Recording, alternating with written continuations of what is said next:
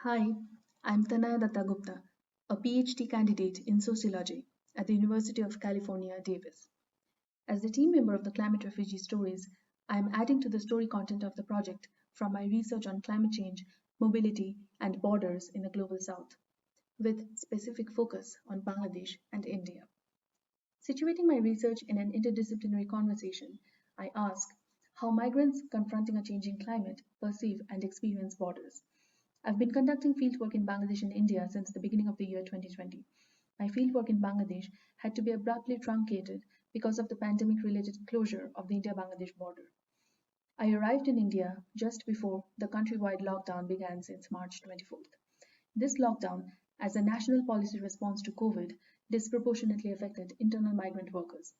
Evidence indicates that more than 100 million moved from rural areas to cities across India to become part of the informal urban economy. The lockdown left many of them stranded in various urban centers without adequate food, shelter, and income support. This was soon accompanied by a mass exodus of migrant workers crossing state boundaries to reach their villages. I conducted remote interviews over phone with migrants who returned to their villages in the Bengal Delta region of the Indian Sundarbans during the lockdown under challenging conditions and were further confronted by the disastrous effects of cyclone Amphan that made landfall in coastal areas of Bangladesh and eastern India on May 20th. Experiencing these converging crises from a more privileged position in the city of Kolkata, my goal has been to document the cascading impacts of climate change and COVID 19 on mobility and livelihoods of coastal communities in the Indian part of the Sundarbans ecoregion, which, together with its counterpart in Bangladesh, hosts the largest contiguous mangrove ecosystem in the world, designated as a UNESCO World Heritage Site. Inhabited by millions of people, this region has been identified as a major climate hotspot facing protracted adverse effects of climate change. On the right hand side of the screen is a photograph of the Sundarbans in Bangladesh that I took on my way to one of its southernmost inhabited parts.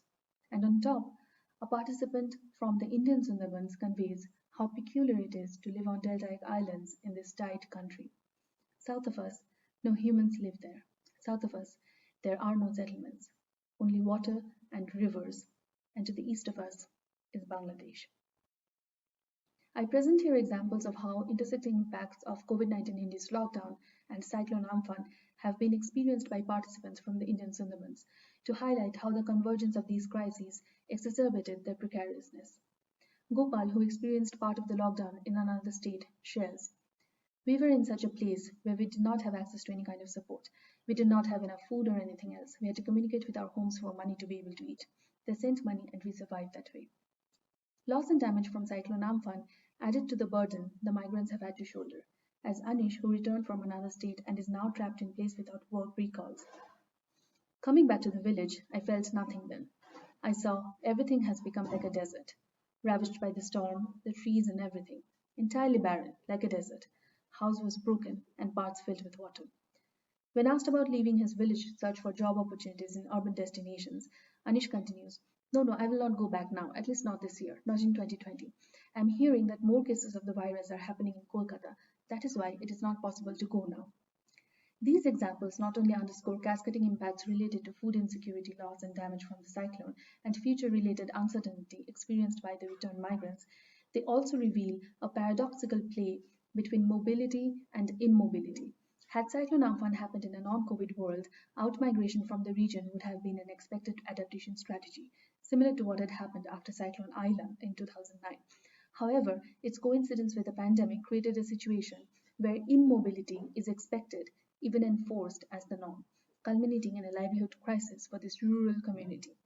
This can also help us realize that when climate crisis intersects with another global crisis, such as the pandemic, borders that may not have been as visible before may come into sharper focus, further marginalizing those who are already vulnerable due to socioeconomic and environmental reasons. While my work mainly focuses on internal migrants who have not crossed an internationally recognized border, and the photograph on the left-hand side is what a part of the India-Bangladesh border looks like from southwestern Bangladesh. Nevertheless, the relative impermeability of state boundaries as internal borders of India, along with formidable barriers faced by the migrants during the pandemic-induced lockdown, illuminate the conceptual and analytical usefulness of border for a world witnessing changing global climates, environmental as well as political. In light of this context, I want to leave you with a question about imagining and integrating possible climate futures in existing policy and knowledge frameworks that can A. include local knowledge and experiences of migrants, and B. consider not only compounded vulnerabilities but also resilience of a region like the Sundarbans and its people.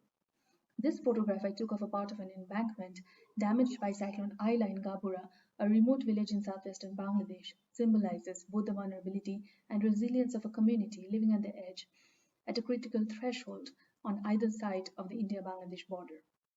That's it from my end. Thank you.